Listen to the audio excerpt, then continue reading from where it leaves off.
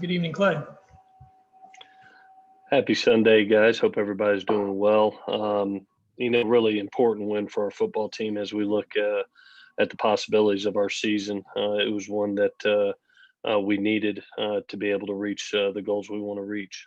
Proud of the mindset of our football team and the mindset they took on the road. I thought they brought a mental toughness to this game and great energy. Like I said last night, we talk about with us that we feel like every one of these games is a gift that we get to play, and let's go out and have fun with each other and play with their hair on fire. And that's what I thought they did. I felt a great energy on the sideline, and kids were just having fun, which was awesome to see.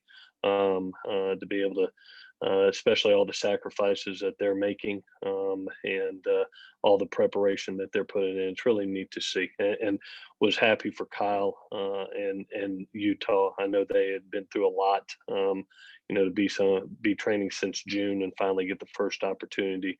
I got to see Kyle as well as Mark Harlan, their AD, and expressed how happy I was for them that they're finally getting the opportunity. The positives on the night, I thought a lot of them went to our defense. We came into the game saying that we were going to make a point of emphasis of stopping the run, and the defensive calls, one that T.O. made, I thought were extremely aggressive, especially on normal down and distances, and held usually a really good Utah rushing team to 119 yards rushing. The 5 turnovers were huge in the game. I thought they were set up a lot by the pressures that we put on the quarterback. We got 3 sacks, but we really got the quarterback off his spot, hit him several times. It was under duress several times. It led to 3 interceptions on the night. And then I thought getting off the field, 3 of 11 on third downs for our defense really limited the play count number on the Utah offense. That usually that's what they thrive on, is those long drives and wearing you down. And we were able to get off the field very effectively. And then I thought the other positive was the second half play for really everybody. I thought it was really important in the opening drive of the second half that we had success on offense, and we got into a rhythm and really needed to make that a 2-score game, put Utah in an uncomfortable position. And that first drive to go down and get points and create a 10-point lead, I thought was a big part of the game. And then, defensively to go the whole second half and pitch a shutout, hold them to 0 in the second half. Our special teams, Parker and Ben did an amazing job really all night, but you watch our coverage units in that second half, especially with Ben, how he placed the ball 3 times inside the 20, really creating a long field. I thought it was a really effective night for our special teams. And Parker, obviously, as a rookie, I thought had a stellar night, 4 field goals and all touchbacks on his kickoffs. Now we turn the page and trying to go 1-0 again this week, preparing this week for a Colorado team that's playing really good football, and going to be an exciting opportunity. 12:30 game. Sun will be shining. Day games on grass, about as fun as it gets. From an injury report, Brandon Peely actually came out very well with the finger. We casted that finger. He had no setback, so I anticipate him. He played well for a guy that had limited practice throughout the week, and got that finger where it was comfortable for him, and played well for us, gave us valuable snaps. Brett Nealon had the ankle. We did go ahead and start him, and he battled through the night. No setbacks there, so I would anticipate as long as we continue to progress, he will be good. Raylan Goforth in the game suffered a plantar fascia strain, basically a foot sprain. And we'll see where that's at as we go through the week. I'll give you more details Tuesday and Thursday. EA is still in concussion protocol, and we'll see how that goes throughout the week. Marquise has a chest strain that held him out of this game. We'll see where he's at in the week. Steven did play limited reps, actually got like I said last night, got a knee to the back of his helmet on a pass protection, and came out of the game. I'll give you more details as we go through the week. And then Caleb Tremblay practiced late in the week last week. He's been battling those stingers. He did dress out, but we did not play him in the game. Hopefully, he will be to the point this week that he's ready to go. With that, I'll take any questions you got. Okay, thank you. We'll start with shotgun. Clay, the linebackers played really well last night. What led to them taking that big step forward? I thought Raylan did a really nice job. He's got a couple games under his belt. I thought that, like Kanai said, I thought both kids had a mindset to be playmakers in this game, and T.O. set him up that way with the defensive calls that he was making.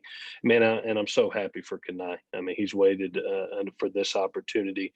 He's been dealing with some injuries early in camp, and to go out there, and he set really the tone. If you look at the first play of the game, he attacks the hole, squares up the runner, and makes the first two plays. Going back and watch the tape, makes a nice hit on the opening play, and then makes the tackle on the second down play. So I thought they just set the tone, those kids.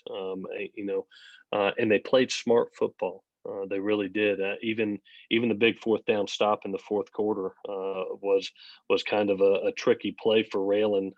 Being all of a sudden he's out and empty, he's in man coverage, he's out and empty. The back motion's back in, a little bit of funky play action. He has to cover the back out in the flat and finds a way to get that ball, from not being a completion. So I thought they played disciplined football, both of them. I thought they played physical football.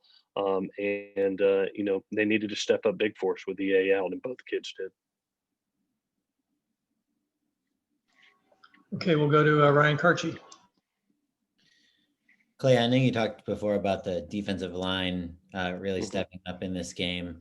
It seems like Nick Figueroa has really made an impact over the first couple weeks. What sort of leap have you seen him take over these last couple months, and how has that sort of materialized in these first couple weeks of the season? Yeah, I'll be honest with you, Ryan. He's kind of been the hidden gem of this whole thing. I mean, we talk about Marlon and Drake, but he's been Mr. Consistency all the way through camp. I mean, he was the one guy that showed up every day, and did his job every day. And we ran a lot of run game stunts in this game, and you saw him come free in the backfield. I think he has great first step quickness. He's quick twitch, extremely strong, and plays extremely disciplined.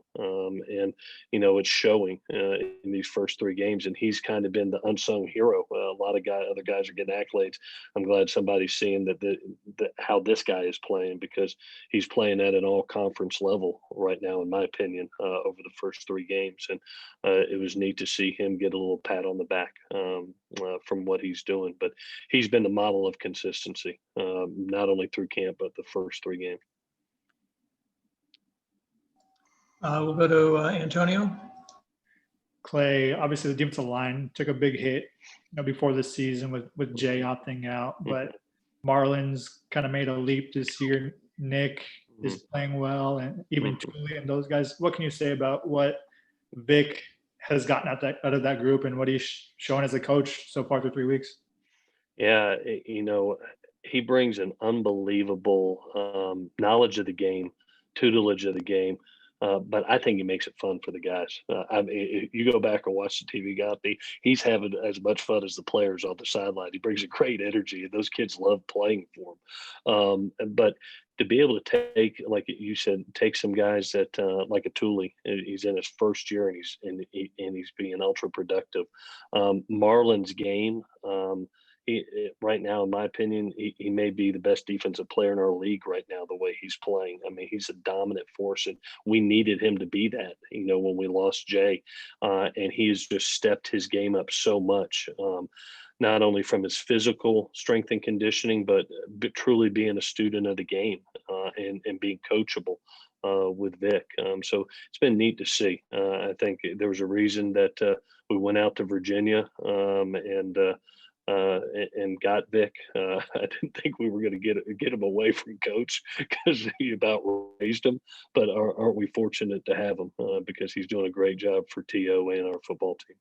And I know Parker Lewis, he had, the missed field goal last week and the kickoff out of bounds. This week he bounces back with 4 field goals. What can you say about, what he showed this past week? Yeah, he has immense talent, Antonio. I mean, I think that was evident. Just the ball pops off his foot. And the thing that I was proud of him this week, where in weeks past, maybe a poor kick, it may lead to the next play. He really only had one kick. It was on an extra point that got away from him a little bit, still got in, but got away from him. And he just shrugged it off this week and said, hey, I'm going to go to the next play. He is a perfectionist at his craft. I mean, he truly is. And he's an immense leg talent that I think is going to be a great football player here and will do some special things here. But it was neat to see him just say, okay, you know what? I missed that one. I'm going to go to the next one, and really had a great night. 4 field goals and all touchbacks. That's what we expect from him. Hi, Eric and Kenny. Clay, I know 33 points offensively. Are there areas where you're looking at that film where offensively it's just a little bit something you kind of want to see a little bit more as you go forward? Eric, yeah, a lot of teams would be happy with 33 points and be over 30 points a game, and we're sitting here going, "Gosh, there's still meat on the bone." Probably the biggest thing that I took away, and I told the staff today, I really thought we had a chance to put the game away in the first half. Where it could have been a 31-10 ball game. If you remember, we did a good job on a sudden change early in the game. We got the ball, a sudden change turnover, got the ball, went ahead and scored. But then we come back and we get another sudden change on the plus 27-yard line. Throw the ball out to the flat, make it 2nd and 2, hand the ball off. Levi scores, but we got a holding call, makes it a 2nd and long, and then we have the interception. It takes points off the board. And then to give 7 points up on the sack fumble, that's a 14-point swing. And that was my biggest takeaway of the first half was, I thought that we could have ended the game really in the first half and didn't take that opportunity. That's why I thought the opening drive of the second half was so important to get it to a 2-score game, challenge the offense, and they really stepped up. I thought it was probably the most rhythmic they had been in the game, and was proud to see that. But yeah, there's still meat on the bone. I think that this is a high-powered offense with a lot of good skilled players, and hopefully we can continue to gain rhythm and gain points because I think I truly believe this can be a 40-50 point offense a game. Carla. Hey, Coach. You guys, a lot of coaches will say you make the biggest jump week to week from week 1 to week 2, but it seemed like you guys made a huge jump from week 2 to week 3. Is that because of the shortened camp at the beginning of the year? And does that concern you all, knowing you're playing Colorado in their 3rd week of the season? For me, I like I said earlier, I really thought we took a great mindset into this game, and I thought we had a chip on our shoulder. It had been a while since we had won in Salt Lake City. It's a tough place to play. It's a place that we knew that they had been really good in their opening ball games, not only under Kyle, but just in long run. And we had a chip on our shoulder. I mean, people were saying, "Oh, it's cold weather. Oh, it's on the road. Oh, it's in Salt Lake." And I think the kids and the staff took it to heart, and so we all had a little bit of a chip on our shoulder. T.O. was the challenge the guys that you heard Kanai say it last night, that this is a bar fight, and let's take the physicality to the game from point A to point B all the way through the game. And I was proud of the mindset that they came in with. Now you turn the page and you talk about Colorado, who's playing really good football right now, and you see the importance of this week. I mean, you're talking about 2 undefeated teams and a limited schedule, and this game could help decide who's the Pac-12 South champion. So you gotta put the last game behind you, learn from the lessons that you needed to learn, but now move on, and that's what we do tomorrow. We'll jump down to Ryan Abraham. Hey, Clay. Just wanted to get, after watching the film, what was your assessment of the how the offensive line played? I thought there were some. I thought there were some flashes of being in. They pushed them pretty good in the run game. We didn't get a ton of run opportunities to our normal accounts, but I like the way Vavai was running. I thought they did a nice job in their pass rush, better than what we thought it was going to be. I mean, they lost some good players on that defensive line last year, Ryan, from last year's squad, and I thought they did a nice job in pass rush. They got 3 sacks on the night, and I thought one of them was a coverage sack where I would put on the quarterback to be able to get rid of the ball, and then two were physical beats. I thought, the numbers don't show it in the run game, but I thought the run game was productive for the number of times we handed it, and I thought Vavai and Keenan did their role, and we were able to push them off the ball. Did a nice job down on the goal line with the short yardage run, a 3rd and 1 run. They did a nice job of controlling the line of scrimmage. Obviously, you don't want to give up 3 sacks on the night, and so that's where we can improve. But credit to them. I thought their pass rush, their 4-man and 5-man pass rush, didn't see a ton of pressure in that game, but their 4 and 5-man pass rush, they did a nice job. And then you made several trips to Salt Lake to play Utah. How different was it that, without the muss and all that, just was it a really different feeling for you guys? Yeah, it was different. Obviously, that's one of the special. We have a lot of special places to play in this league. The Coliseum, to go to Rice Eccles, to go up to Seattle and Oregon, but it's different when it's a cool, clear night and you're expecting that 3rd down jump where everybody's bouncing and you can't hear yourself think. So yeah, it was different. It was different, and that's an asset. Just being honest and being real. When you go there, I know that's an asset for them that's taken away from them because of all this. But not to take anything away from our kids. I still think they walked in there with the right mindset and took the right approach to the game. Keely. Clay, you mentioned the rhythm issues with the offense. Have you identified why it just seems out of sync at times so far this season? I thought in this game we got behind the chains, Keely. To be honest with you, you look at we had lesser penalties and we went from 11 to 5, but all 5 were on offense. I thought we got behind the chains a little bit. That caused some longer 3rd down situations. I thought we were. You've seen us in games have a lot of 3rd and shorts, 3rd and mediums. They were a little bit longer situations, and so we got behind the chains a little bit. I thought that stopped the rhythm. I thought we got a little bit better rhythm in the second half, especially that opening drive, which was important. But this is an execution-based offense, and that the first words that came out of Graham's mouth, when we talked originally, was, "Coach, this is an execution-based offense. We do simple things, and we want to get really good at them." And that's what we got to continue to do, is to try to improve each and every week. We're not a finished product. We all know that. As players, as staff, we know there's, like I said, more meat on the bone. There's more points out there, and I really feel like this offense, when we don't stop ourselves, it can be really special. But when you have 2 turnovers and you have 5 penalties, that'll stop an offense. To be able to get 33 points and 33 points at a 16-point win and still sit here going, "Gosh almighty, I know we can be even better than this." That's a good feeling. That's a good feeling because there's more advancement to be had. We have time just for 1 or 2 more. I might not be able to get to everybody. We'll go back to shotgun. Hey, Clay, a couple of rotational questions. Why wasn't there much rotation at the tight end position this week? I think Jude Wolf just had a couple of snaps in the first quarter.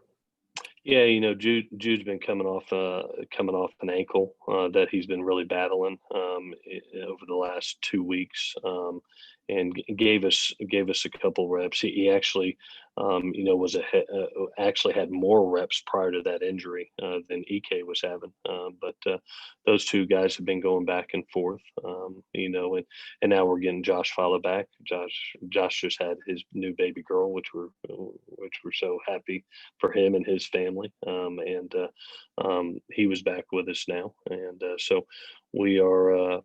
You'll see more of a rotation about it, but trying to get Jude fully healthy. It's hard being that type of athlete and battling an ankle. And EK was playing really well, so we just rolled with him. And then another spot. Let's do one last question here, and we'll go to Ryan Karchi. It's fine, Tim. What was it, Shotgun? Another spot, Brew McCoy. What did he do to earn the starting spot there and get more reps than Tyler Vaughn? Yeah, Tyler had missed some practices early in the week, and Brew had practiced all week and deserved to start. So he started in our 11 person. We started out in 11 personnel, so he started there. And then you saw when we went to 10, Tyler came in. So it was nothing Tyler did. Just Brew had practiced all week, and Tyler hadn't, and he deserved to go out there. Both made big plays in the game. Okay, Ryan, last one, Karchi. Clay, Keenan didn't have much of a role over the first two games. I know you guys were without Steven and Marquise a lot of this game, but what do you feel like he needs to show to have a regular role in this offense, especially given the fact that you guys have such a deep backfield? Yeah, I thought he did a nice job in this game, and he provides that explosive element and pass catching ability out of the backfield. One of his areas of growth, which he works extremely hard on, is pass protection, and making that a strength for him. But he's going to gain more opportunities. Obviously, we have a wealth of talent at the position, and I was really happy for him. He's been waiting for that moment to have that chance to make that big play. And as soon as he took off, I was like, oh gosh, this is going to be fun. And surprised he got caught, but the kid did have a good angle on him. But I said touchdown after about 5 yards because I knew that speed, but it ended up being an explosive run, and he's going to get more opportunities. As you've seen, we're even we've put him back as one of the kick returners, him and Gary, back there because both of their explosiveness to be able to try to create a big play in our kick return game. Okay, we're going to cut it here. Coach, thanks for joining us. A reminder what our schedule is this week. Clay will be back with us Tuesday morning at 7:45 for the first 15 minutes. Then we will have Graham Harrell. We're still working on getting some players, but we're tentatively, we're going to get Keenan Allen and Gary Bryant on Tuesday. Wednesday at 8, we'll have Todd Orlando, and again, attempting to tentatively get Nick Figueroa and Tuli Poluto. And then on Thursday, we'll have Clay at 8. And a reminder that we do have 2 basketball games this week. Wednesday, the women at 1 and the men at 6. And then on Saturday evening, still working on the time, the men play. Dave Tuttle from our men's basketball SID will have more info for you on that. So with that, thanks for joining us. Clay, appreciate the time. All righty, guys. Thank you. Take care, guys.